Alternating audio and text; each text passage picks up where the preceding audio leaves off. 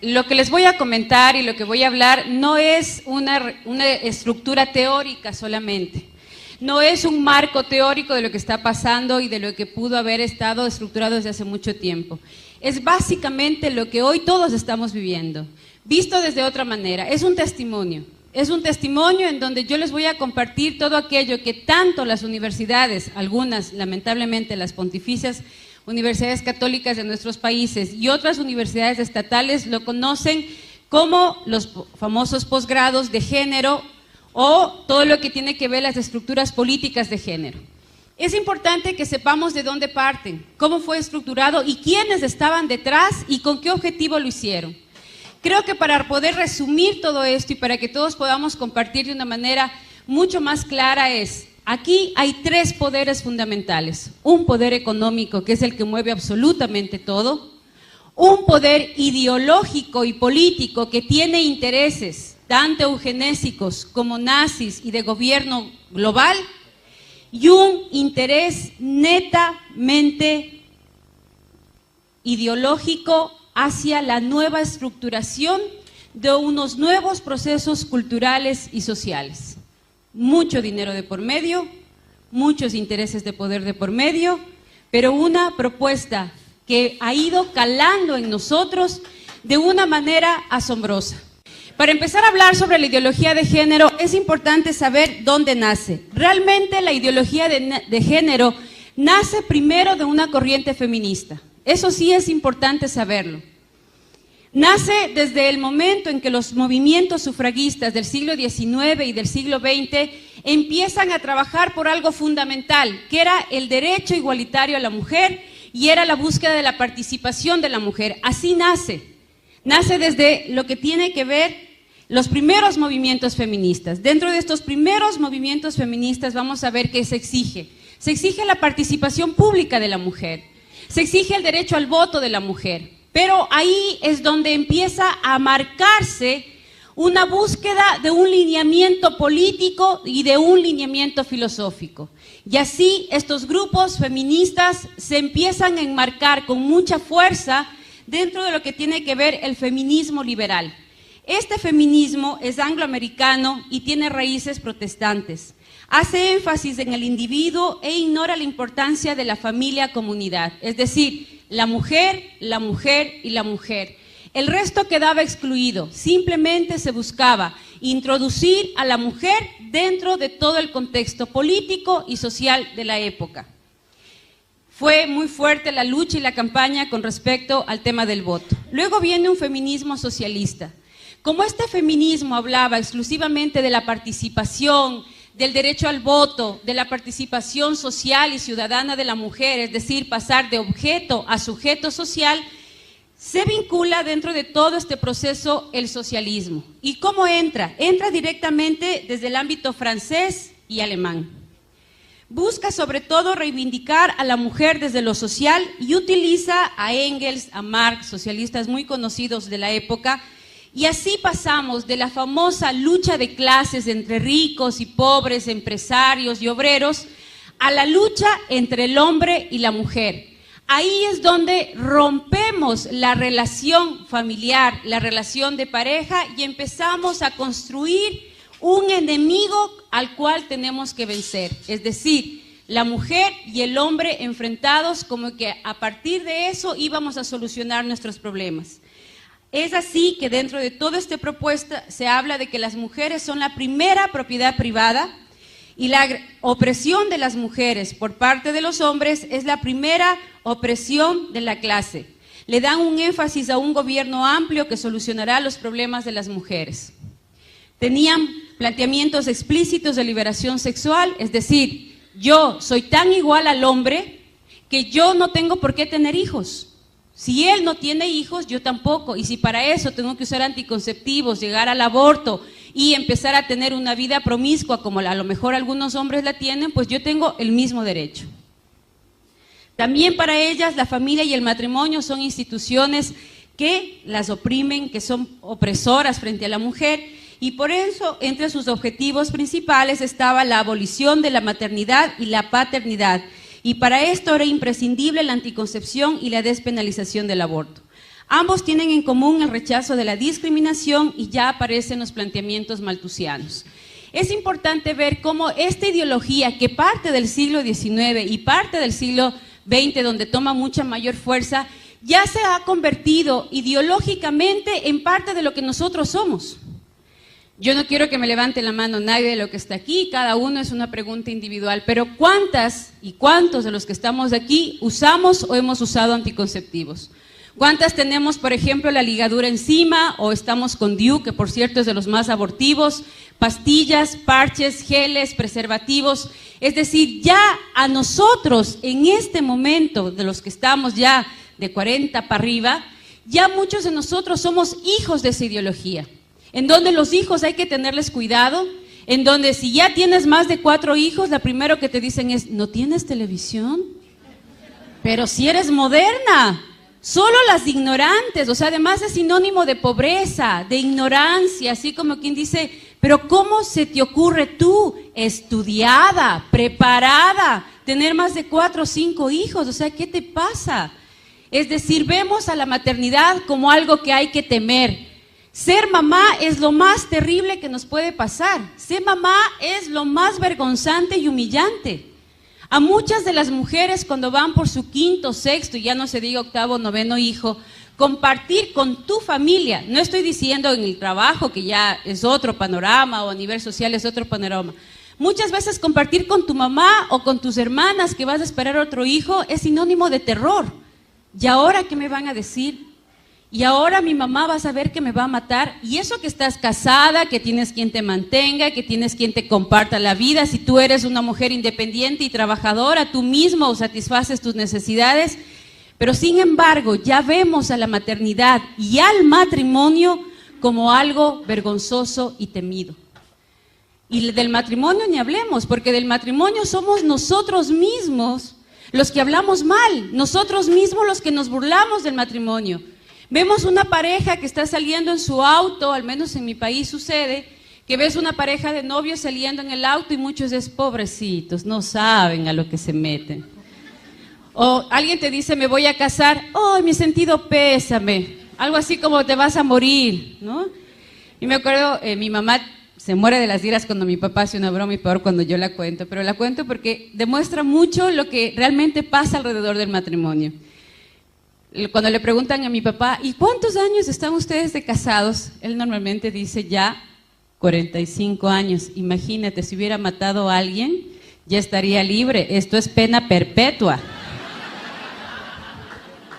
Entonces, claro, cuando ya empiezas a oír esas cosas y tienes 15, 16 años, dices, no, el matrimonio, paso, ¿no? Porque si tan malo es el matrimonio y tan malo es ser mamá, pues vénganse todos los anticonceptivos y todo lo que tenga que evitar el matrimonio. Y hoy postergamos el matrimonio 35, 40 años, preferimos tener una pared de títulos, una cuenta corriente bien gorda, casa, terreno, tarjeta de crédito, auto, a tener familia, a tener hijos.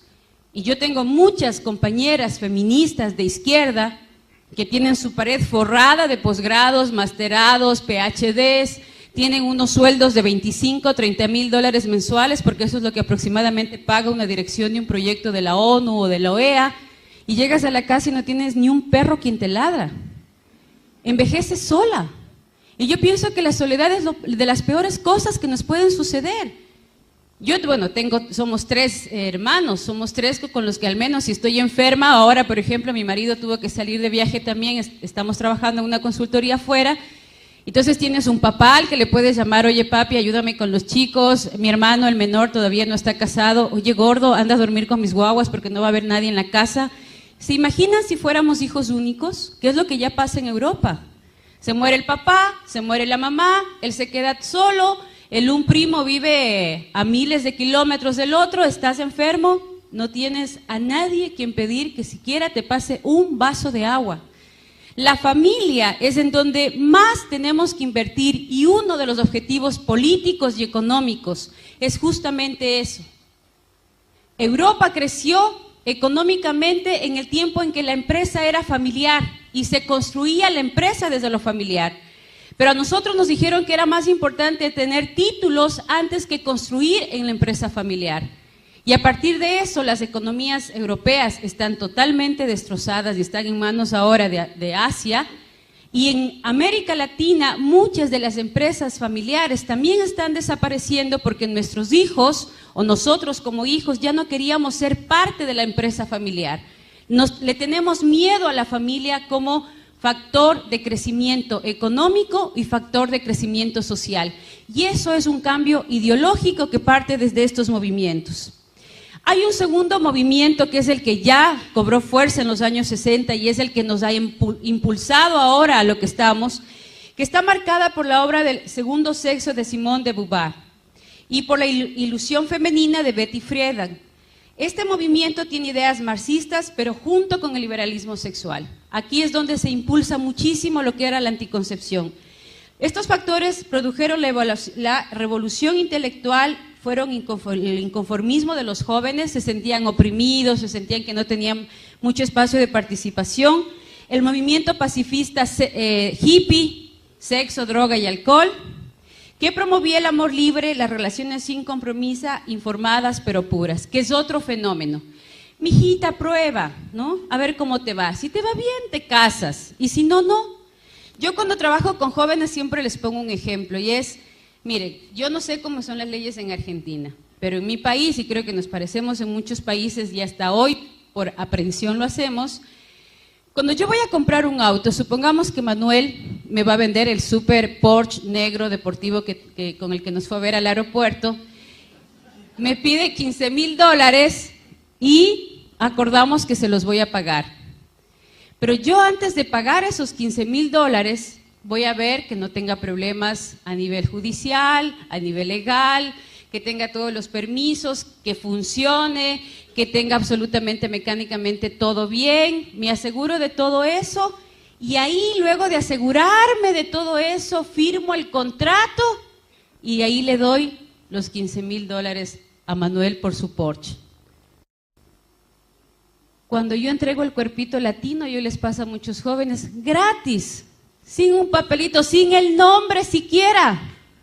Me interesa más las cosas, los objetos, que yo como persona. Si me choco el auto, Dios mediante, con esfuerzo y todo, capaz que lo recupero. Pero si me da SIDA, o si me contagio de virus de papiloma humano, o de clamidia y luego me quedo infértil para toda la vida, y el cuerpito latino lo entregamos gratis.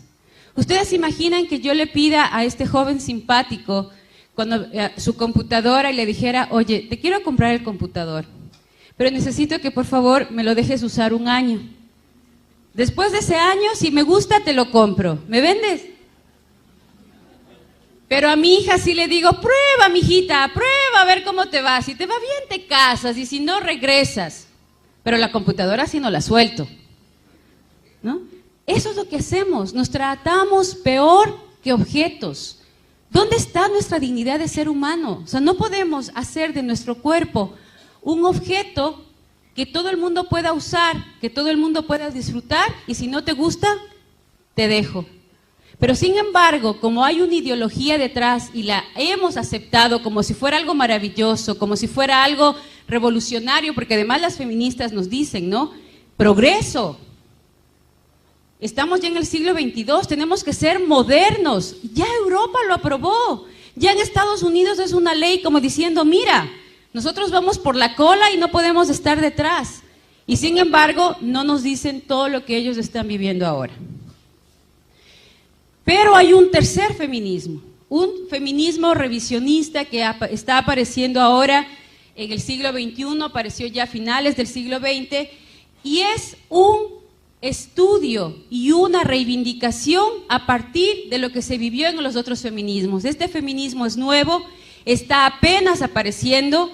Hay una es una diputada, senadora de la Comunidad Económica Europea, que lo está liderando, y ella hace un análisis en donde dice que Badinter es la que está trabajando en esta propuesta, que las mujeres no estamos dispuestas a sacrificar nuestra maternidad y la relación con el trabajo. Es decir, nos interesa tanto ser productivas, pero no por eso dejar de ser mamás.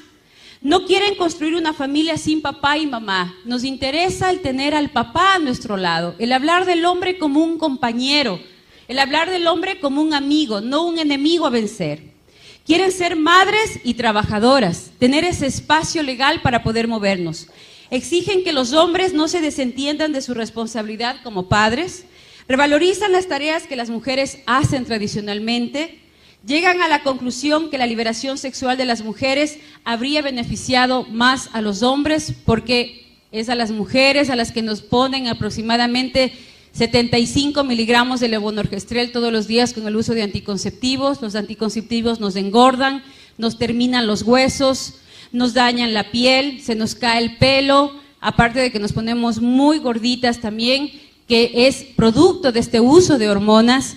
Y una cosa que muy pocos la denuncian a partir del uso de anticonceptivos es la primera causa de muerte de enfermedades cardiovasculares en América Latina con las mujeres es justamente por el uso y abuso de anticonceptivos. Somos la primera causa de muerte de las enfermedades cardiovasculares y está relacionada al uso de la anticoncepción, y ahí sí nadie dice nada, ahí sí nadie habla de la salud cardiovascular. Pero sin embargo sí hablamos de la salud sexual reproductiva, que es la que produce realmente nuestra enfermedad y nuestra muerte.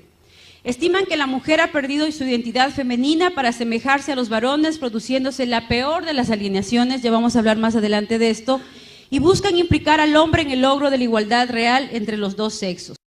En general, de una manera resumida, ¿qué promueve el feminismo? El progreso de las mujeres, es lo que todas estamos buscando. Cuando hablamos de políticas a favor de la mujer, cuando hablamos de proyectos a favor de la mujer, ¿qué buscamos? El progreso de la mujer. Para eso se han marcado 3 espacios: la lucha contra el patriarcado, la subordinación de la mujer y la igualdad entre hombre y mujer. Esos son los 3 paradigmas que enmarcan todas las propuestas legales en el continente. Si ustedes revisan todas las propuestas, nosotros elaborábamos las propuestas y las entregábamos al Consejo de la ONU previo a la elaboración del documento para el estudio de los encuentros tanto en el Cairo como en Beijing. Estos documentos siempre van a enfocar 3 problemáticas a raíz de un tema, y las problemáticas estaban centradas en estos 3 puntos. Y para esto, ¿qué es lo que hacemos las feministas? Organizamos a los grupos, organizamos movimientos sociales, capacitamos a los grupos sociales y establecemos luchas políticas que tengan que ir directamente hacia el ámbito educativo, universidades, colegios, maestros, sindicatos, hacia el ámbito de salud, dinero para los centros de salud, dinero para médicos y formación de médicos en mi propuesta, y también todo un proyecto cultural, artístico, en donde yo pueda vender mi propuesta al común de la gente. Pero para poder llegar a esto, ¿qué nos piden? ¿Qué es lo contradictorio? Me hablan de progreso, pero ¿qué me están pidiendo? Para yo poder entrar dentro de ese progreso de la mujer, de ese concepto de progreso, tengo que renunciar a mi esencia femenina. Cuidado digas que eres dulce, que eres tierna, que te encantan los hijos, porque no entras dentro de ese parámetro. Tienes que ser dura, tienes que ser fuerte, te anulan tu feminidad, te anulan tus emociones.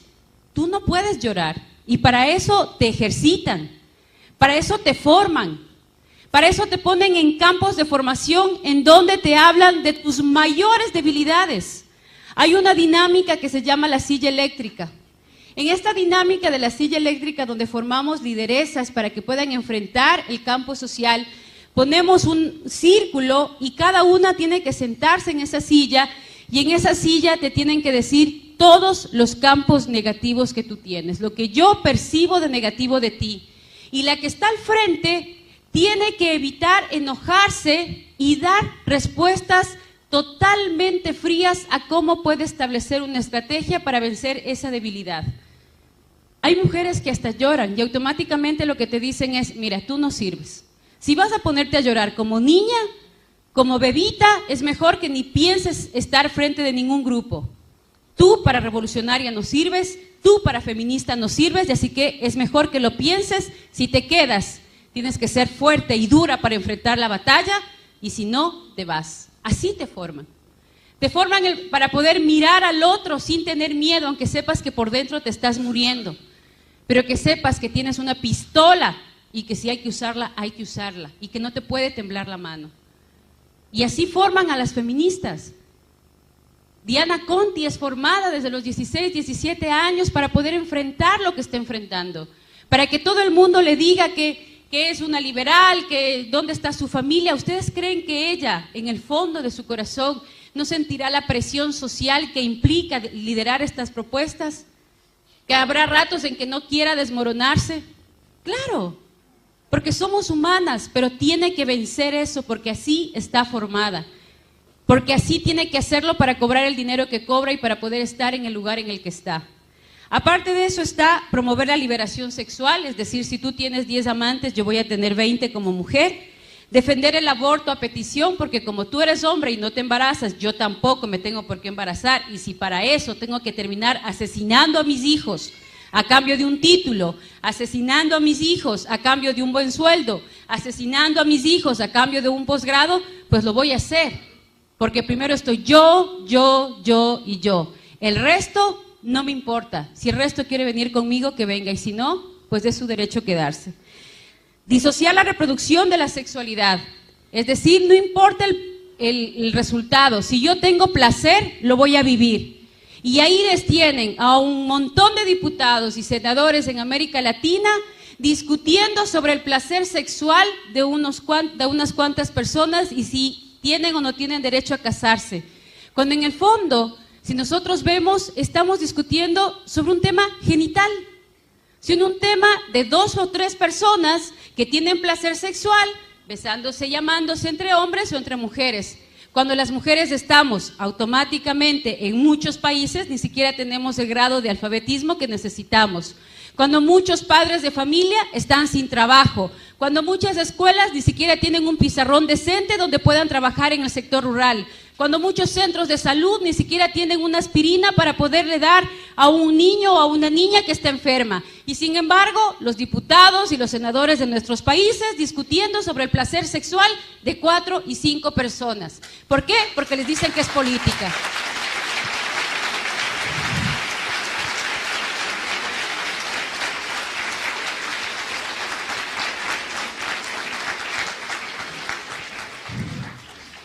Además, es importante empezar a trabajar dentro de combatir la igualdad salarial, que ese es un punto. Siempre van a encontrar en las propuestas feministas puntos positivos que nos enganchan, pero que tienen con el paquete completo. Es como cuando yo te vendo un proyecto, en el caso de los gobernadores, que nosotros les financiábamos proyectos de los gobiernos locales. Le dábamos dinero para el alcantarillado, pero como eje transversal le poníamos género y salud sexual.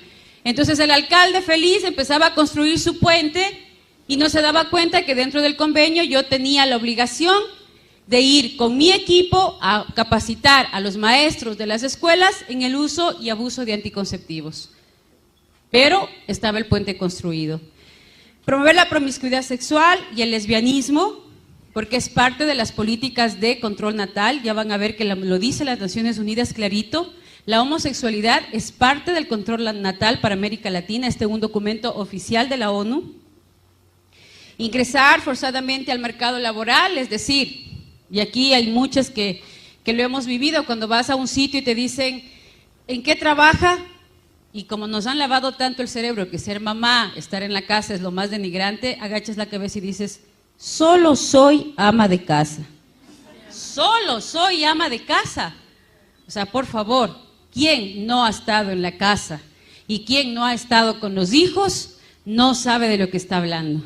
Aquí habemos algunas que somos mamás y sabemos que desde medicina, psicología, economía y todo lo que se puedan imaginar, uno lo tiene que saber. ¿Cómo?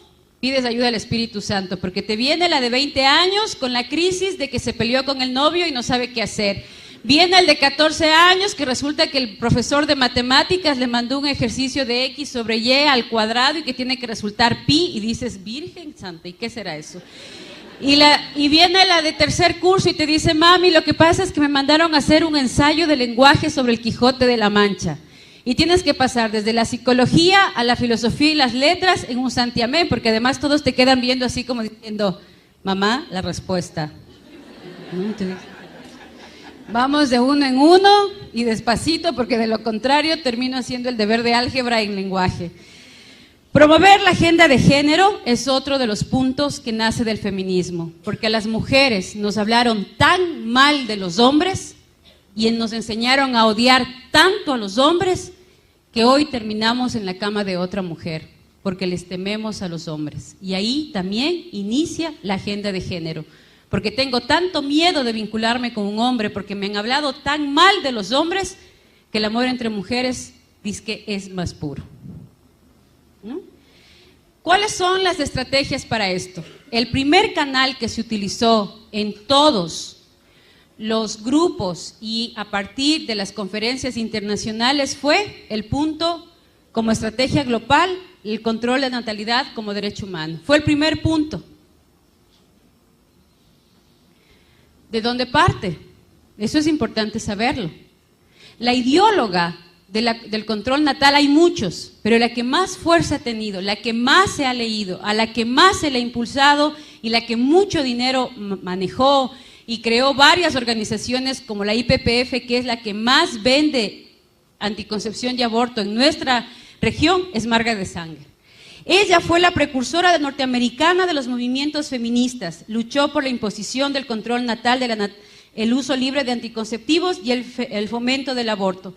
Margaret Sanger es el ídolo de las feministas, sobre todo de las de antaño. Hoy se la considera pionera del nuevo feminismo, es decir, de las chicas de 25 y 30 años, porque es mucho más radical en los planteamientos. Fundó la organización la Liga Americana para el Control de Natalidad, hoy denominada IPPF, y en 1914 fundó el periódico La Mujer Rebelde, que se considera el hito comunicacional más importante de la mujer. El control de la natalidad como medio práctico de la política racista. Y dentro de todo esto se comenzó a manejar ya la imagen de la familia pobre, con muchos hijos, totalmente sufrida, acongojada, los niños sucios, botados, y la familia feliz con 2 hijos. Y empiezan a aparecer ya no las casas grandes, las casas pequeñas. Y hoy todo está construido sobre la base de esta política. Encontrar una casa, yo no sé cómo será acá, pero en mi país yo tengo 3 hijos. Encontrar ya una casa de 3, 4 dormitorios es más o menos una odisea. La mayoría de casas tienen 2 dormitorios, una cocina que tienes que entrar de lado porque de frente no cabes, una sala comedor que ya es una sola, porque ahora eso se llama estilo moderno, estilo americano. Entonces son 4 sillas en medio de la sala y un patio en donde el perro le puede dar ataque de esquizofrenia porque no resiste el tamaño del patio, ¿ya? Y ese es el modelo. Nuestro fallo, les voy a decir literalmente lo que estudian las mujeres y los hombres en los posgrados de género, porque este es un documento que se les entrega. Lo que pasa es que como lo vemos con otros ojos, literalmente lo he pasado. Nuestro fallo de segregar a los imbéciles, que normalmente para ella los latinos, ella los llama a los mexicanos, y los negros somos los imbéciles, quienes están aumentando y multiplicándose un peso muerto de basura humana, engendra impasiblemente la clase de los seres humanos que nunca deberían haber nacido. El control de la natalidad en sí mismo, denunciado a menudo como violación de la ley natural, no es nada más ni nada menos que la facilitación del proceso de deshacerse del indigno, de prevenir el nacimiento de defectuosos o de aquellos que lo serán. Margaret Sanger. El exterminio de la población negra. De 5 abortuarios en Estados Unidos y en España, 3 están en barrios de latinos y barrios de negros, al punto que hoy ellos se están organizando en Estados Unidos para denunciar el genocidio de los afros en Norteamérica. ¿Por qué? Porque dice que el enfoque educacional más exitoso para llegar al negro es a través de un llamamiento religioso. No queremos que nadie se entere de que queremos eliminar a la población negra, y el ministro religioso es el hombre que puede aclarar esa idea, si alguna vez se le ocurre al más rebelde de sus miembros. Entonces, por eso es que hay que buscar sacerdotes que defiendan el género, líderes religiosos que hablen de que no hay nada más bonito que ser homosexual y que no hay pecado en la homosexualidad. Entonces ya no es la líder de las Naciones Unidas. Ya no es la consultora del Fondo de Población de la ONU, es el sacerdote de la parroquia X a quien ingenuamente, espero creer eso, ingenuamente se le ha lavado el cerebro y ahora sale él a decir, vengan, esta iglesia es abierta, aquí no hay problema el aborto, aquí no hay problema la anticoncepción, aquí no hay problema la homosexualidad, todo está bien visto a los ojos de Dios porque Dios lo permite todo. ¿Por qué? Porque es parte de la estrategia. Yo no soy la que tengo que decir, es la comunidad la que lo tiene que pedir y yo, buena gente, ONU, Fondo de Población, Banco Mundial, lo que hago es darle a la gente lo que quiere la gente, porque así de buena gente soy, ¿no? Y luego, deberíamos contratar a 3 o 4 ministros de color, preferiblemente con conocimientos del servicio social y con atrayentes personalidades.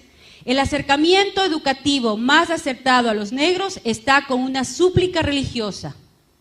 No quisiéramos que saliera de nuestra boca la frase de que deseamos exterminar a la población negra. Luego viene la esterilización de los débiles mentales, porque pobrecitos de esos niños con síndrome de Down no pueden nacer. Entonces nos hemos comido el cuento de tal manera que ahora mucha gente piensa, no, pues es que esa gente no puede nacer. Pues ella ya lo había pensado y nos lo vendió de la siguiente manera. El débil mental innegable debería, de hecho, no solamente ser reducido, sino además prevenido de propagar su clase. Debería llevarnos también a la mejora racial, el esterilizar incluso a esos débiles mentales que no entran necesariamente dentro de un grupo hereditario.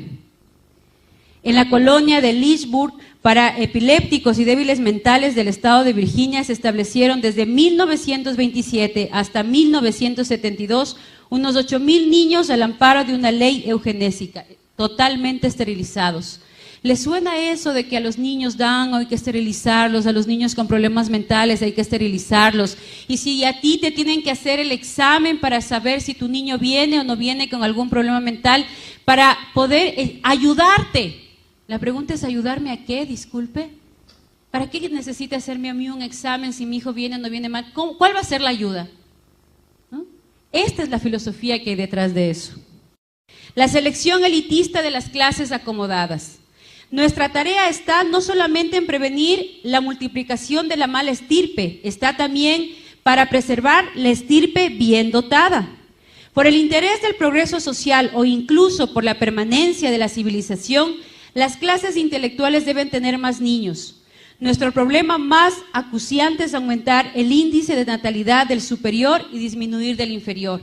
Y muchos de nosotros nos hemos comido el cuento. Ahí están las pobres, llenas de hijos, no tienen que dar de comer a sus hijos y siguen pariendo como conejos. Deberían evitar que las pobres sigan teniendo hijos. Tanto pobre en la calle, tanto pobre en los mercados. Entonces hay que eliminar a los pobres. Entonces se necesita tener tarjeta de crédito, cuenta corriente, casa, auto y profesión para poder tener hijos. Igual a China. En China, si tú tienes dinero y puedes mantener, pagas el impuesto por cada hijo que tienes. Y si no, tienes la obligación de abortar, porque el gobierno te obliga a abortar porque los pobres no pueden tener hijos. Y vamos a tener que pedir autorización para el número de hijos que tenemos que tener. ¿Por qué? Porque hay una clase que tiene que prevalecer y otra que tiene que desaparecer. La destrucción de la familia y el matrimonio. La acción más misericordiosa que puede hacer una familia numerosa por uno de sus miembros más pequeños es matarle. La cama del matrimonio es la influencia más degenerativa en el orden social. No te cases, ¿para qué te vas a casar? Bueno, pues si te va mal te divorcias. Ninguna mujer tiene derecho legal de concebir a un niño sin un permiso para la maternidad. Y viene el anticristianismo. Fundamentalistas, curuchupas, comecirios, antiprogreso, homofóbicos. ¿De dónde nace? Los servicios de maternidad para las mujeres de los barrios miserables son perjudiciales para la sociedad y para la raza. La caridad no hace más que prolongar la miseria de los ineptos. Los resultados,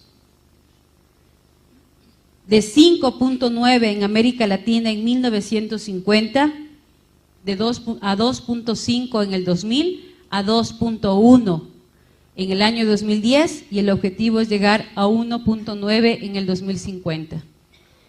Hoy estamos ya en parte de los objetivos que ellos están cumpliendo. Llevamos 2.1, muchos de nuestros países como promedio. Nos hemos convencido de que a los hijos hay que tenerles miedo. Hay más tasas de divorcios que de matrimonios en la mayoría de nuestros países. Muchos de los chicos ya no optan por el matrimonio. Las relaciones, las uniones de parejas son más comunes que los matrimonios. Y todo parte desde toda una estrategia que venimos arrastrando desde atrás. Yo le he puesto las frases tal cual ellos lo dicen, pero a nosotros nos hablan de progreso, nos hablan de derechos, nos hablan de felicidad, nos hablan de éxito, cuando en el fondo, si ustedes les preguntan a estas feministas, les preguntan a estos líderes sociales, ¿cuántos de ellos están con la persona con la que se casaron? ¿Cuántos de ellos tienen hijos botados en varios hogares? ¿Cuántos tienen hogares destrozados? Casi todos. Ustedes fíjense en un líder de izquierda, fíjense en una feminista y vea si realmente detrás de ella hay una estructura social y familiar que le sostiene. La mayoría de ellas no lo tienen. Y si la tienen es porque es un marido santo que aguanta todo. ¿Cuáles son sus canales? Aquí viene la estrategia. ¿Cómo funciona esto?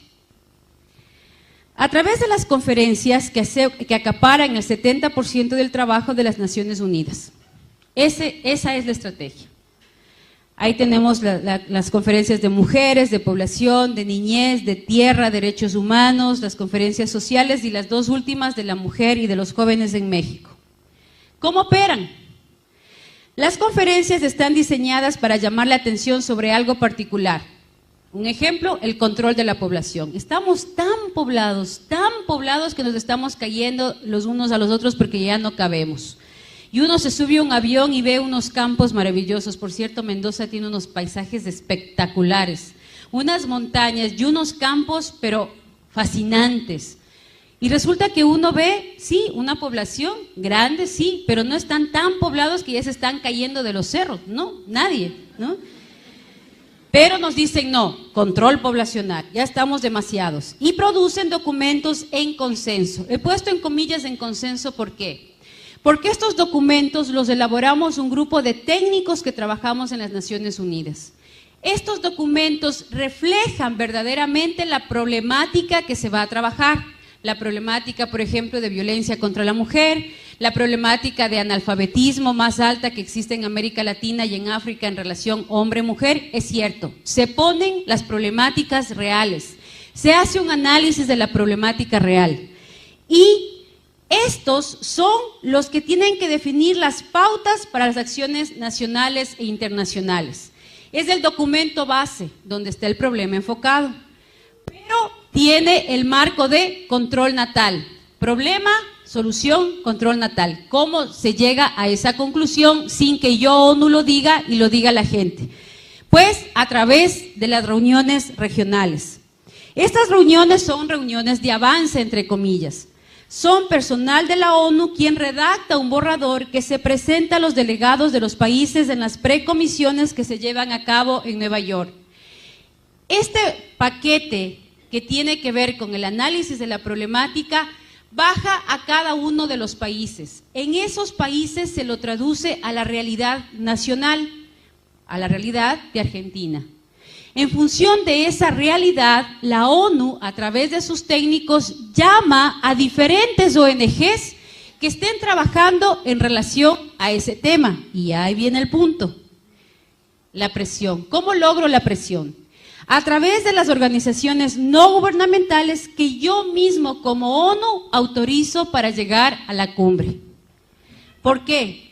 Porque las reuniones paralelas a la conferencia se focalizan en el trabajo de lobby. Yo llevo un grupo de jóvenes, de esos chicos guapos y simpáticos que están en la esquina, les cuento todo el drama, pobrecitas las mujeres, excluidas, sacrificadas, llenas de problemas, no tenemos participación, entonces tenemos que sacar adelante la participación.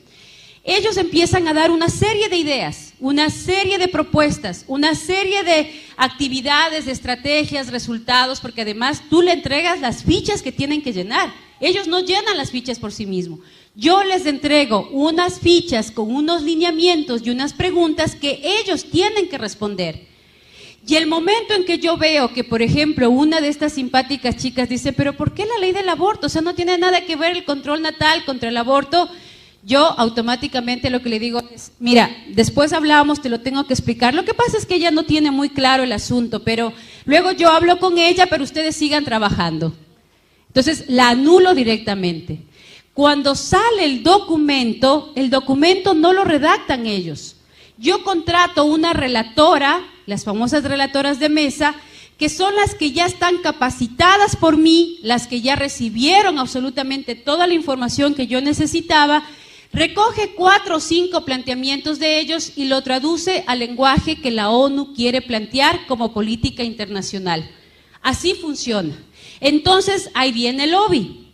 En el lobby, a los delegados, senadores, diputados, delegados del área ejecutiva de cada uno de los gobiernos, yo le digo, usted como diputada que ha venido a la ONU, quiero darle a conocer el documento que trabajamos en su país hace exactamente 3 meses y lo trabajaron más de 100,000 jóvenes argentinos y estas son las conclusiones. Si usted no aprueba esas conclusiones, estará traicionando el sentir de las mujeres y de los jóvenes argentinos. Entonces, por favor, vote. Este es el pedido de los jóvenes en el país. Y el trabajo del lobby es convencerle al delegado de país de que su país es el que está pidiendo porque yo, ONU, he hecho todo el trabajo de las ONGs. Luego aparecen las voceras de los grupos de base y de las organizaciones internacionales con intereses económicos. Aparecen los proyectos, aparecen ya los proyectos. Entonces, ¿qué es lo que viene ahí? Aparecen las problemáticas, aparecen las temáticas, lo que se va a aprobar y, milagrosamente, aparecen las financieras. Yo tengo 20 millones de dólares para apoyar esa propuesta. Yo tengo 100 millones de dólares para trabajar con jóvenes en Colombia. Yo tengo 6 millones para hacer convenio con Ecuador. En el temática de mujer, yo te voy a dar para violencia de la mujer, te voy a dar 25 millones para el SIDA y empieza la repartición del pastel. Y como se empieza a generar un espacio de necesidad versus oferta, creen, en la problemática quedó a un lado y ahí se empieza la danza de los millones en función de los proyectos que se empiezan a ofertar, entre comillas, para cumplir el objetivo planteado en esa conferencia. ¿Cómo lo hacemos? Con oficinas permanentes en la ONU para ayudar el objetivo de la ONU, de la cumbre en la ONU. Si yo me doy cuenta que María de los Ángeles es una líder espectacular, que maneja muy bien el lenguaje, que tiene muy claro cómo distribuir los presupuestos, yo le digo, María de los Ángeles, quiero hacerte una propuesta desde la Secretaría del Senado. Tengo en este momento 25 millones de dólares para trabajar en la temática de mujer, que tú los puedes distribuir acorde a los diferentes programas que tienes. Yo tengo ya algunas ONGs que las he visto, que me gusta el trabajo que hacen, y tú ayúdame a seleccionar algunas otras más. Para esto yo te voy a mandar a ti a un curso de especialidad en Canadá o en Alemania o en Holanda o en Bélgica para que logres establecer políticas sociales mucho más claras con respecto a la temática que se va a aplicar. Te vamos a dar más o menos $2,000 mensuales, el posgrado es de aproximadamente 21 días, te pagamos el hotel, te pagamos el curso que cuesta $25,000 y luego de todo esto elaboramos juntas el proyecto y yo te entrego el dinero. ¿Estás de acuerdo, María de los Ángeles? Ya dudó, eso para mí ya es bastante como funcionaria de la ONU. Exfuncionaria, pero ahorita voy a hacer el papel de la funcionaria para que ustedes vean un poco cómo se manejan las cosas, ¿no? Ahí hay algunas ONGs que hay que conocerlas. Está Parenthood, la famosa IPPF, está el Comité Latinoamericano del Caribe para la Defensa de los Derechos de las Mujeres, el famoso CLADEM, Católicas por el Derecho a Decidir, que ya está en tendencia a desaparecer, porque inclusive la presidenta de las Católicas por el Derecho a Decidir, frente a un ecógrafo, no dudó de que ahí hay vida y dijo claramente que con los avances científicos ya no se puede decir que no hay vida. Entonces, yo veo que ya el plan de la ONU, siempre van a ver el plan de la ONU, aparecen unas ONGs con fuerza, se les pone ahí al frente y todo, se van quemando y a las mismas aparecen con otro nombre, ¿no? Está el Popular Council, que es de los más fuertes y es de los más desencarnados porque tienen estudios económicos, estudios geográficos, estudios antropológicos, sociólogos y todos trabajando en función de esta propuesta y otros más, ¿no? Aquí está también, está llegando a Argentina el IPAS, que tiene su oficina central en México, está Plan Internacional, está también el Banco Mundial, ya los vamos a ver ahora. ¿Cómo funciona esto? ¿Qué hay detrás? Uno dice, bueno, todo hasta aquí es así como político, ideológico. Detrás de todo esto realmente hay mucho dinero. Miren, ¿cómo funciona esto? Estas organizaciones internacionales que se han tomado las Naciones Unidas, la ONU realmente en el 42 nace desde una crisis social mundial muy fuerte, donde los derechos humanos prácticamente desaparecieron, donde se mataron a millones de personas a nombre de la limpieza de raza. En función de eso, nace las Naciones Unidas para precautelar esos derechos. Luego se dieron cuenta que trabajar en los derechos humanos sí deja dinero y que hay mucha gente que está dispuesta a donar dinero para poder impulsar el proyecto. Y ahí aparece, obviamente, el cansancio de estos donantes.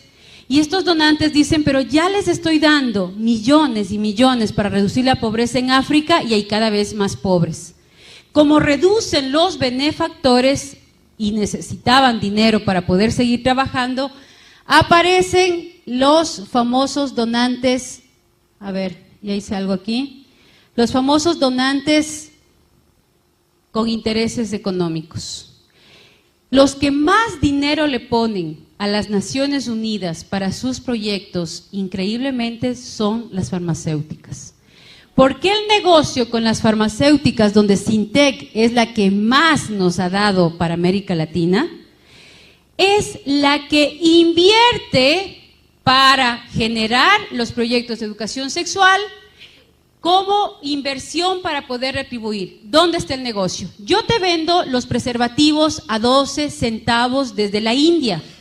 Vienen 4 millones de dólares. No crean que compramos 1 o 2, compramos, solo en Ecuador acabamos de comprar en enero 4,5 millones de dólares en anticonceptivos a Sintec. Sintec financia los encuentros, financia los lobbies, financia las ONGs, porque yo te entrego a ti a los 13, 14 años un preservativo, te regalo el preservativo, te enseño durante 4 o 5 años a través de los maestros que ganan miserables sueldos en nuestros países, que se los ha convertido en distribuidores de anticonceptivos. Son los únicos distribuidores de farmacéuticas que no ganan ni una regalía por lo que venden, los médicos igual, y se les entrega estos anticonceptivos y se les enseña a usar a nuestros hijos porque yo me estoy garantizando un fiel cliente por 35 y 40 años. Entonces, si yo traigo a 12 centavos y encima más negocio con algunos diputados para poner dispensadores de los preservativos obligatoriamente en los colegios, vamos a poner un colegio base de 1,500 jóvenes, te enseño cómo se usa, te pongo ahí y yo los vendo a 25 centavos. ¿Cuántos preservativos venderán en un dispensador de un colegio de 1,500 alumnos? Entonces, claro que es un negocio regalarte, claro que es un negocio educarte para que uses mis anticonceptivos, claro que es un negocio invertir. Entonces, yo invierto en los encuentros y luego de invertir en los encuentros, ¿cómo lavo el dinero? Lavo el dinero a través de las organizaciones internacionales para que yo desaparezca, te entrego a esta institución busca agencias internacionales de desarrollo social, de desarrollo en salud, como el USAID, como todo lo que tiene que ver los centros, la FDA también, y lo paso a las financieras para que puedan entrar a negociar, como la Organización Mundial de la Salud y el UNPA, y entrego los préstamos a través de los bancos internacionales. Entonces, yo no hago como país el convenio directamente con Sintec, sino que presento el proyecto al UNPA o las Naciones Unidas para que estas agencias depositen el dinero o hagan préstamos internacionales. Un ejemplo de eso. Si yo soy diputado, si yo soy alcalde o gobernador y hago un convenio con el Fondo de Población o hago un convenio con UNICEF, hago un convenio con el Banco Mundial para mejorar los centros de salud de Mendoza, el Banco Mundial, a través de estos organismos internacionales, me ofrece donarme 100 millones de dólares para construir, para arreglar, para comprar equipos a los centros de salud de Mendoza. Dentro del convenio está el eje transversal de salud sexual reproductiva, que incluye la consejería gratuita a adolescentes para que los adolescentes sin permiso de sus padres usen anticonceptivos, para que se trabaje en género, es decir, capacitar a los maestros y a los médicos en atención a personas homosexuales, y todo lo que tiene que ver con la entrega de anticonceptivos y esterilización a las mujeres y a los chicos y a los hombres en Mendoza. Entonces, espectacular, pero hay un eje transversal que de esos 100 millones, 1 millón, 2 millones, 3 millones será destinado para mi proyecto. ¿Quién va a manejar ese proyecto? Entonces yo le digo, señor gobernador, no se preocupe. Primero lo invito a cenar en un local muy bonito, y aquí uno ve el sticker de la ONU y te abren las puertas por todo lado. Nadie puede entrar, pero si le dice, soy funcionaria de la ONU, siga por favor. Le llamo de la ONU para hablar con el gobernador, claro, siga por favor. Los llevo a cenar, porque para eso tú ganas un sueldo, pero te entregan una tarjeta de crédito de aproximadamente $20,000 para que tú como funcionaria puedas invitar a diputados, puedas invitar a gobernadores, a gobiernos locales, a cenas, a teatros, a lugares, a posgrados, a viajes, y así poderle inmiscuir en la propuesta. Le digo, mire, usted encárguese de estos 98 millones, yo voy a contratar los técnicos, porque yo me imagino que usted no tiene experiencia en esto de contratos sociales, ONGs y todo. Yo ya tengo el estudio de con qué ONGs puedo trabajar, y en función de esas ONGs yo empiezo a implementar el proyecto. Yo tengo mi equipo, tengo mi gente, así que usted de eso no se preocupe. Firma, y empezó el proyecto sin que nadie se dé cuenta y sin tener que buscarme marchas en contra, ni que vengan los Provida a decirme que esto no está bien, ni que vengan un montón de viejitas comerciarios a decirme que eso está mal. Ni se han enterado, ya está firmado el convenio y ya está el dinero en la gobernación. La más grande de estas ONGs que trabaja en todo el continente, desde México hasta Brasil y Argentina y Chile, es la IPPF. El que está al frente de la IPPF actualmente es el hijo de Margaret Sanger. La IPPF, Alexander Sanger, él es el gerente de la IPPF actual.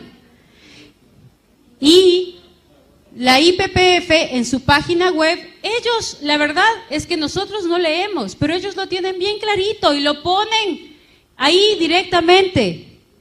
La IPPF trabaja para mejorar el acceso a la anticoncepción de emergencia para ayudar a prevenir embarazos no planificados y abortos inseguros. ¿Qué quiere decir? Que trabaja por el aborto seguro, que vende abortivos, que vende aborto químico, que esteriliza y entrega anticonceptivos a los jóvenes sin mayor información. Y aquí ustedes no ven absolutamente en ninguna parte de la página, en ninguna parte, lo que tiene que ver con el peligro de las enfermedades de transmisión sexual de nuestros hijos. Yo lo único que hago es vender un negocio. Entonces, imagínense qué negocio. Te entrego anticonceptivos. Como sé que no existe sexo seguro, tienes dos opciones: o te embarazas o te enfermas. Si te embarazas, te vendo el aborto. Y si te enfermas, te vendo, por ejemplo, la famosa vacuna en contra del virus de papiloma humano, que le dicen muy noblemente en contra del cáncer de útero, que no hay tal cáncer de útero si no hay virus de papiloma humano, que es una enfermedad que se transmite vía piel a piel por el simple sudor de la piel. Entonces yo también te vendo las vacunas. ¿Cuánto cuestan? $475. ¿Cuántas dosis? 3 dosis. ¿Cuánto cuestan los retrovirales para el SIDA? En Brasil se los produce a $170, $180 y nos lo venden en nuestro continente entre $800 y $1,000. Un negocio redondo. Y para completar el negocio, yo también te vendo las máquinas a través del IPA para todos los procedimientos abortivos, Y no conforme con eso, hoy me he inventado un tubo para extraer el bebé de 8 a 10 semanas, venderlo completo, entren a las páginas web y pongan compro y vendo bebés abortados, y mientras más completo está, más caro te pagan las mismas farmacéuticas para dos cosas: investigación con bebés muertos o elaboración de geles, de cremas y de shampoos con el colágeno de nuestros propios hijos. Ese es el negocio macabro que hay detrás. Entonces, vamos a ver qué de las conferencias y cuánto dinero ya está implementado. En la conferencia del Cairo del 94 ya se habló del aborto como un derecho y muchos países lo aceptaron. Incluyeron los derechos sexuales y reproductivos, y desde 1998 todas las constituciones, todas, sin excepción alguna, todas las constituciones del continente incluyeron dentro del marco constitucional en el área de derechos humanos el concepto de salud sexual reproductiva, sin considerar lo que eso implicaba. Los fondos para planificación familiar en todo el mundo fueron de 17.000 millones de dólares que ya se entregaron y ya se gastaron. Educación sexual y sexo seguro desde los 14 años, que ya empezamos ahí a elaborar los primeros textos educativos para ser entregados a nuestros hijos. Representantes de Honduras como Lorena Casco y también Cecilia Royals fueron las que más guerra nos dieron en esa época. Ellas fueron las que impidieron, y gracias a ellas muchas de estas políticas en América Latina no se introdujeron, porque alertaron a varios de los gobernantes que estaban ahí y a varios de los delegados. Se habló también de que los niños que nazcan deben aparecer como niños deseados, y se empezó aquí a introducir dentro de todos los textos de salud, dentro de todos los libros de ginecobstetricia, el concepto de niños deseados como política desde la resolución de El Cairo. Se trató de cambiar el concepto de familia a familia en todas sus formas, y Europa lo acogió. América, desde Norteamérica, Canadá hasta el Cono Sur, no la adoptaron en el 94. Luego en Beijing, ya los logros que se tuvieron y que ya estamos viviendo el resultado de eso se trata negativamente al matrimonio, a la familia y a la maternidad, y se empieza a hablar de la importancia de vivir las relaciones sexuales como un derecho sin llegar ni al matrimonio, y no importa el sexo, no importa el estado civil, no importa si eres hombre, si eres mujer, no importa absolutamente nada. Buscan eliminar la discriminación específicamente en el tema de la homosexualidad, y ahí aparecen las primeras leyes en Europa y en Norteamérica para incluir la libre orientación sexual, tanto en los diferentes estamentos estatales hasta llegar a los estamentos constitucionales. Y ya en muchos países se ha logrado: México, Colombia, Argentina, que ya les voy a decir, son los 3 parámetros. Este es un dominó. Este dominó que tiene la ONU tiene 3 puntas a nivel latinoamericano y del Cono Sur. México, por ser, entre comillas, país católico, está la Santísima Virgen María y su influencia tiene mucha fuerza por la guadalupana. Está Colombia, porque se considera siempre un país mucho más conservador, mucho más apegado también a la religión, y está Argentina por su influencia política y porque siempre o marca la moda, o marca los hitos musicales, marca los hitos artísticos. Entonces también está Argentina. Caen las 3 puntas y el dominó va cayendo automáticamente uno tras de otro. Esa es la estrategia que se tiene. Busca eliminar los obstáculos para la igualdad de género, y empiezan a aparecer grupos artísticos financiados por la misma ONU, artistas y varios líderes sociales y políticos, homosexuales como personas lindas, como hitos, como ejemplos, y empezamos a aparecer en la televisión, empiezan a aparecer homosexuales, empiezan a aparecer varias personas. De hecho, Walter Mercado es uno de los beneficiados de los proyectos de la ONU con dinero para expandir su imagen dentro del continente, porque su imagen daba mucha fuerza a la relación del buena gente, lindo, simpático y que ayuda a los demás. Propone eliminar la tradición y la religión que discrimina contra los jóvenes, y aquí se empieza a hablar por primera vez de una religión universal. Promueve emprender iniciativas con sensibilidad de género que aborden temas de enfermedades de transmisión sexual frente a el uso del preservativo. Propone promover el derecho a tener control de su sexualidad y decidir libremente el asunto relativo a la sexualidad, incluyendo la salud sexual y reproductiva, es decir, que los adolescentes vivan libremente su sexualidad sin el control paterno. Y se empiezan a organizar desde el año 95 las famosas coordinadoras juveniles de salud sexual reproductiva, los famosos grupos juveniles de feministas, los famosos grupos estudiantiles universitarios a favor del derecho a la mujer. Luego viene la CEDAW, que desde el 79 se empezó a trabajar, pero que ya a partir del 2000 se firmaron los convenios, y ahí empieza como instrumento jurídico fundamental para asegurar igualdad de los derechos de las mujeres. Define la discriminación como cualquier distinción, exclusión o restricción de los derechos a libertades de las mujeres, proclama el derecho a la igualdad entre hombre y mujer, un comité de expertos que verifica el cumplimiento de estos derechos, y ahí ustedes ven que tienen en cada gobierno vienen a visitarte para ver y evaluarte si estás o no estás cumpliendo, y se ratifica el protocolo. ¿Quién estuvo detrás de todo esto y financió directamente estos dos eventos y la legalización en las diferentes constituciones? Frederick Osborne y la IPPF. Frederick Osborne, que fue el que dio el dinero en un 80% para África y América Latina, no es nada más ni nada menos que el presidente de la Sociedad de Eugenesia. Es el fundador, junto con Rockefeller III, del Consejo de Población y el Lobby Pro Aborto, y es el estratega de la criptoeugenesia. Luego viene, con todo este financiamiento, ¿cuál fue el resultado? Condicionar el entorno por medio de presiones sociales y psicológicas concentradas en los jóvenes y en los padres. ¿Cómo se hace esto? Se trabajan talleres que se convocan desde las Naciones Unidas. Yo voy a dar desde el área que más trabajaba, que era el área de los maestros. Entonces yo convoco a unos 200, 300 maestros para establecer la nueva política educativa en materia de salud sexual reproductiva. Se trabaja todo a base de dinámicas, de ejercicios grupales, de terapias grupales, más o menos todo lo que tiene que ver con trabajo desde lo personal para debilitarte hacia la toma de decisiones en función de la decisión grupal. Cojo los maestros, vengo y traigo a la súper experta, PhD, doctora, 80 libros, habla no sé cuántos lenguajes, bien especializada de Alemania, y la presento tal cual para poder darle exposición a los maestros. La primera dinámica que propone esta súper experta es traer a dos lesbianas frente al público y se les pide simplemente observan y van a percibir sus sensaciones y emociones. Esa es la pregunta y ese es el punto de partida de la dinámica. Entran las lesbianas, se quedan mirando, se acarician, se besan y se van. La pregunta de la super experta es ¿cómo se sintieron?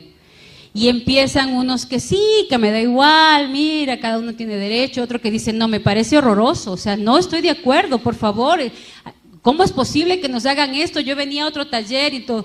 A todos los que protestaron les digo, por favor, levanten la mano quienes no están de acuerdo o no les pareció bien, o se sintieron mal, o se incomodaron con esta dinámica. Levantan la mano, gracias, bajen la mano por favor, y les digo, ustedes deberían ir al psicólogo. Tienen un problema moral. Ustedes tienen todavía problemas de carácter interno que resolver porque están influenciados por cuestiones religiosas, de derecha, y todo lo que ustedes piensan va a evitar el desarrollo de nuestros países. En el evento van a haber muchas cosas de este tipo, por lo tanto decidan si se quedan o se van. Yo les puedo recomendar tomar un taller de gestáltica que les permita vivir su sexualidad, porque a lo mejor lo que tienen es una sexualidad reprimida, porque el 50% de varones ya ha tenido tendencias homosexuales y el 30% de mujeres también las vive todos los días. Eso lo dice el estudio hecho en X, Y, Z, y por lo tanto ustedes están dentro de ese marco.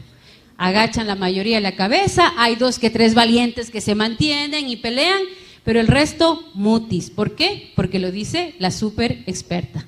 Y así es como empiezan a trabajar. Todo esto se introduce el control natal, y eso ya lo hemos visto, ¿no? Luego viene la Fundación Rockefeller, que empieza a trabajar y empieza a financiar a través de estas organizaciones. ¿Y cuáles son los logros? Se ha establecido políticas de esterilización de enfermos degenerados, la mujer como pieza clave de la nueva humanidad, la iglesia principal enemiga del progreso humano y la revolución sexual. Hasta ahí el primer paso. ¿Están en todos nuestros países estos pasos? Sí. Viene el segundo paso. El segundo paso de la política global está la agenda de género, es decir, redefinir la igualdad.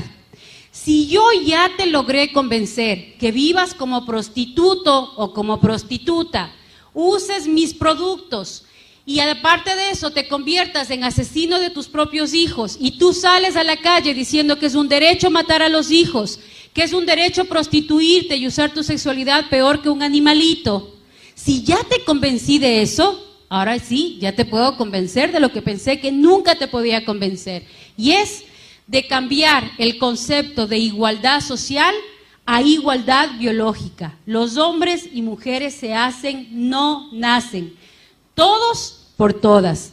La violencia de género cambia por la violencia de mujer. Por eso hay grupos de feministas, la vieja guardia, que no aceptaron muchas de estas agrupaciones de esta propuesta.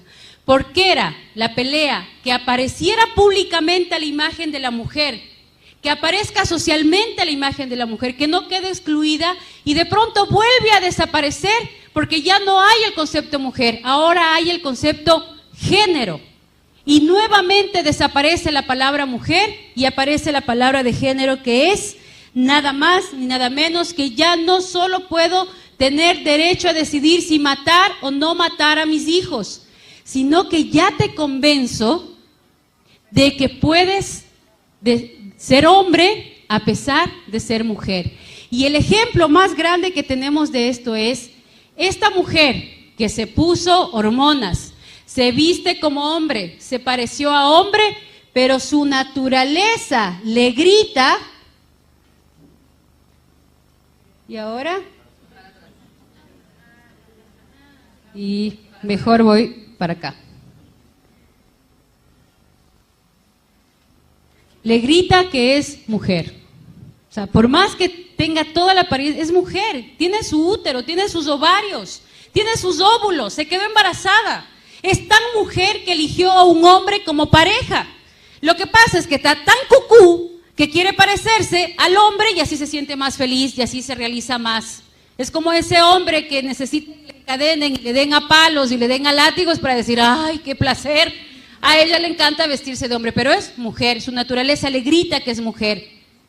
Entonces, si yo soy capaz de convertirte en asesina y asesino de tus propios hijos, ahora te voy a decir que no importa el cuerpo en que nazcas, lo importante es el placer que sientas con ese cuerpo. Y si para eso tienes que sentirte mujer siendo hombre o hombre siendo mujer, pues estás en tu derecho porque eso es género. Y entonces sexo es igual a género. Un ejemplo de esto que les puedo poner es, imagínense lo que sería mañana a una ballena que se sienta una paloma encerrada en el cuerpo de una ballena. Y mañana sale disparada volando por los mares del continente. O al perrito de la casa que de pronto se sienta un gato encerrado en el cuerpo de un perro. Ni los animales. Ni los animales han llegado al punto de preñadas romperse el vientre para matar a sus propios hijos. Ni los animales han llegado al punto de querer ser lo que no son. O sea, a un pez jamás se le ocurriría sentirse pájaro, porque además sabe que se muere en el intento. Y eso es lo que está pasando aquí. Nadie les está diciendo a estos chicos que están viviendo su orientación sexual los terribles daños biológicos que implica esa decisión. Y si no, preguntemos en Europa cuántos anos artificiales han tenido que poner en los homosexuales que viven libremente su homosexualidad. ¿Cuántos genitales masculinos han tenido que amputar por las infecciones terribles que se da dentro de su salud el momento de las relaciones anales. Ahí sí nadie les dice nada. Que las enfermedades de transmisión sexual han transmutado desde lo genital a lo anal y a lo bucal por las prácticas sexuales que este tipo de ideología nos está enmarcando y nos está creando como parte de nuestra sociedad. Vamos a ir rápido, que tengo 5 minutos. Es el fraude, cómo nació esta propuesta de Kinsey. Les pido que por favor estudien el documento de Kinsey. Un depravado sexual sobre el cual se basa la teoría de género es un médico psiquiatra que utilizó a niños huérfanos de 8, 9 y 10 meses para que sean violados por un grupo de personas que están encarceladas y que se les consideraba personas peligrosas, criminales peligrosos. Él puso a estos criminales a violar y a abusar sexualmente de estos niños, y se dio cuenta que después de 3 o 4 veces que eran violados sentían placer sexual porque ya no lloraban. Y el estudio que parte este señor es la base de género. Es tan imposible probar científicamente la teoría de género que por favor no se metan a discutir el género desde la parte filosófica. Género se debe discutir desde estrictamente la parte biológica, la parte conductual, la parte científica que ustedes pueden probar.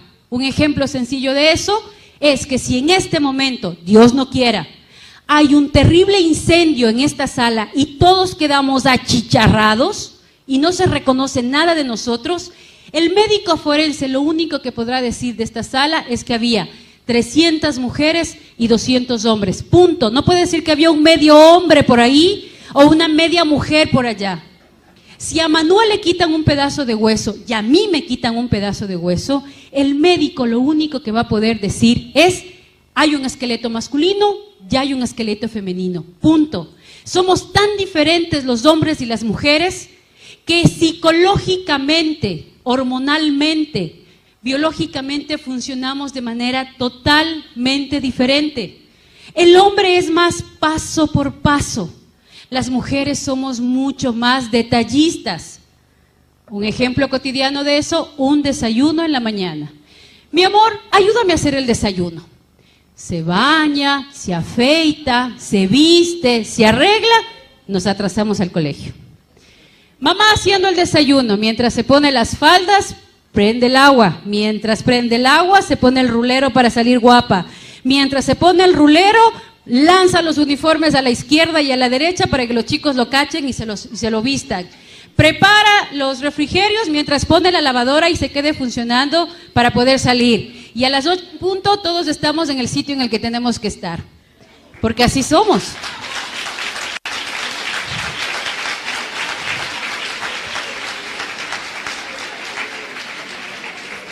Y ahora imagínense, ¿no? ¿Ustedes se imaginan un papá dando a luz? ¿Verdad? Ahora imagínense ustedes sin los brazos de esos hombres, sin la practicidad de ellos. Que cuando tú llegas toda alborotada y le cuentas: es que mi trabajo, es que la vecina, es que la comadre, es que los hijos, es que el colegio, es que el mercado, es que el problema, el que no sé qué y no sé cuánto, y él te queda mirando así. No entendió nada de lo que le dijiste y te dice: sí, mi amor, claro. ¿De qué sí? De eso de lo que me estás hablando. ¿Pero de qué parte? ¿De tu amiga? No te estoy hablando de mi amiga, te estoy hablando del trabajo. ¿Mm? Pero sí, esos ojitos de popurrí, sin sus halagos. ¿Ustedes creen, mis queridos amigos, que las mujeres nos arreglamos, nos peinamos, nos perfumamos, nos guapeamos para que aquí mi amiga me diga: mamacita, qué buena que estás? No.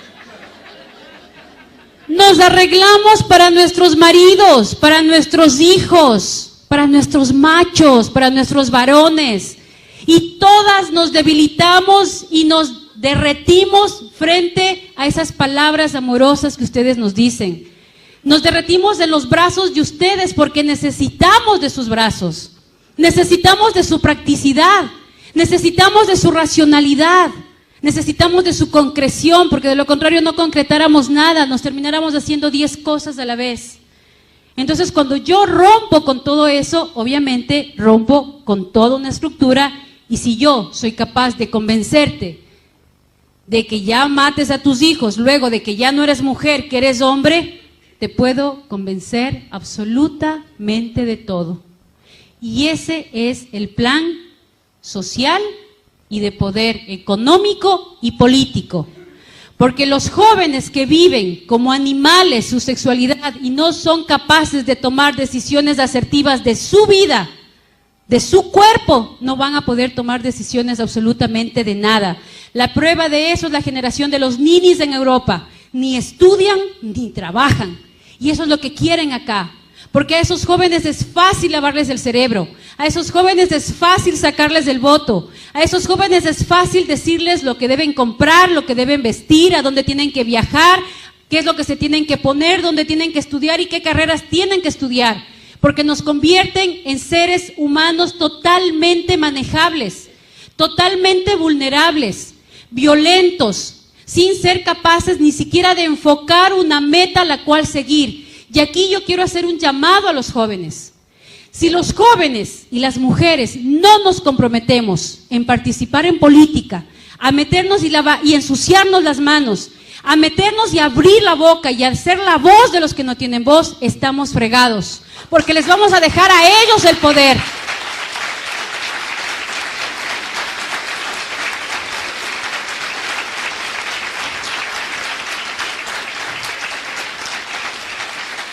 Si ustedes no participan, de nada les sirve tener 100,000 personas en la calle y 80 en contra dentro del Congreso, dentro de los diputados. No nos sirve de nada.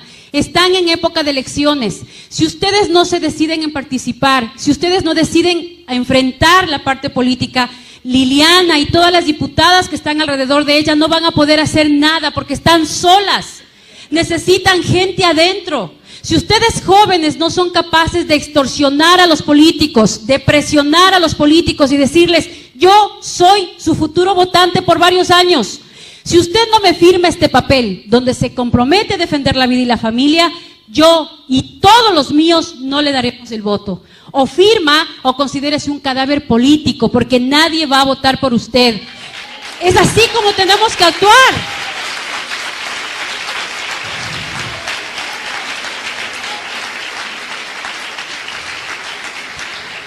Y como ya me están votando, y tengo que correr, no le he dicho todavía cómo organizarse, porque una cosa es la denuncia, y estoy empezando recién las propuestas, organizarnos. Este evento es fundamental. Este evento tiene que unirse con todas las fuerzas internacionales que en este momento están trabajando. Estas son algunas de las organizaciones internacionales que están ya dentro de los Estados Unidos en la ONU con oficinas propias. Son gente buena que ya se ha logrado introducir en los canales de la ONU para romperle sus esquemas, para romperle su participación. Si no nos organizamos y no tenemos claro cómo actuar, no lo vamos a lograr. No hace falta que salgas y digas a la calle que el aborto es un pecado, se te van a reír en la cara. Tienes que decir lo que es el aborto, un crimen, y a mí como mujer nadie me va a obligar a asesinar a otra mujer. Así vive en el vientre de mi útero, porque todas las mujeres tenemos derecho, incluida aquella mujer que vive en el vientre de otra mujer. Por lo tanto, estamos por el derecho de todas las mujeres, porque nadie me va a obligar a mí a mancharme las manos de sangre asesinando a mi propio hijo, porque ese hijo es muy fácil quitármelo del vientre y de mi corazón y de mi mente. ¿Quién me lo va a quitar? Porque a mis hijos no les van a decir que metiéndose con otro varón, amando a otro varón va a ser más varón, porque lo voy a destruir. Entonces ahí es donde yo tengo que organizarme, federaciones de padres de familia, federaciones de jóvenes, federaciones de mujeres, federaciones de hombres, porque aquí los que más están perdiendo son ustedes, papás, porque les están quitando el derecho a ser padres, a ser abuelos, porque les están diciendo que son criminales, que son irresponsables, que ustedes no pueden ser papás, que son malos, que son violentos. Eso es lo que les están diciendo. Ya es hora de que los hombres salgan a la calle y digan, habemos hombres que amamos a las mujeres, habemos hombres que estamos dispuestos a dar la vida por nuestros hijos, que no nos avergüenza lavar los platos, que no nos avergüenza cocinar, que amamos a nuestras hijas mujeres y amamos a nuestros hijos varones. Los católicos, los cristianos, tienen que salir a la calle a defender su derecho de hombres, porque hombre no es aquel que tiene más mujeres, hombre es aquel que tiene una y la ama para toda la vida, y ustedes han demostrado ser hombres valiosos.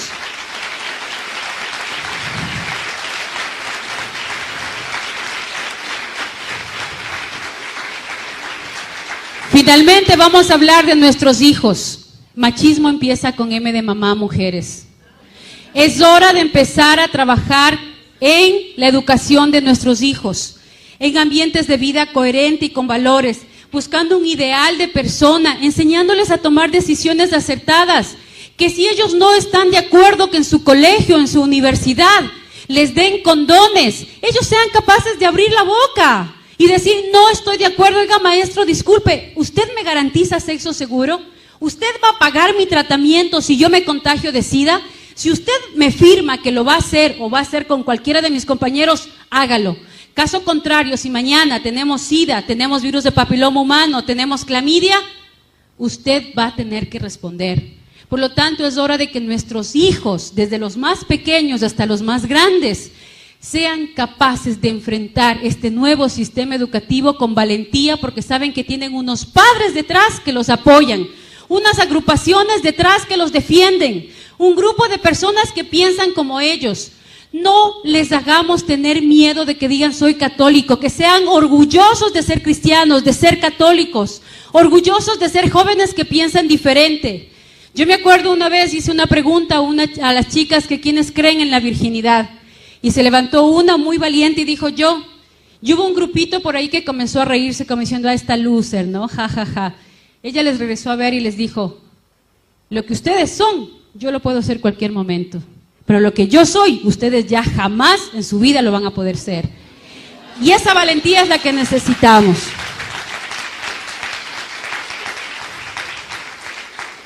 Bueno, ya están ahí, yo creo que con esto terminamos.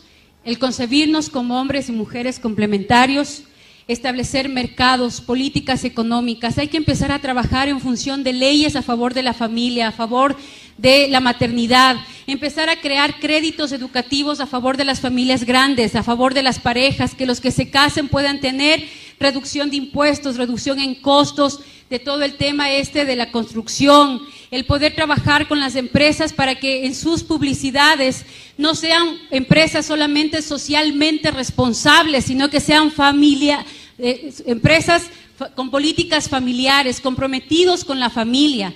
Ustedes están ahora organizándose. México tiene una idea que le ha venido trabajando mucho tiempo y se las paso por si acaso, el Día de la Familia, en donde todas las empresas, los mercados, los supermercados, los negocios de comida, en ese día hacen programas especiales para las familias, dando énfasis en las familias grandes y en las familias pequeñas. Hacer compatible la maternidad y la paternidad, no tener miedo a comprometernos. Tener acciones positivas y trabajar a favor de la familia y de la vida es lo único que nos va a ayudar y nos va a fortalecer. Trabajar en favor de la familia y de la vida es lo único que va a lograr cambiar Argentina, cambiar Colombia y Ecuador. Si no estamos unidos, no estamos claros y no alzamos la voz, no tenemos derecho ni siquiera a criticar. Si ustedes no están comprometidos adentro, si ustedes no entran a la política, si ustedes no entran a jugárselas, ya perdieron el derecho a criticar. O nos jugamos y entregamos la vida, además, porque tenemos el ejemplo más grande de todos. ¿Saben cómo se ama y se defiende lo que uno cree?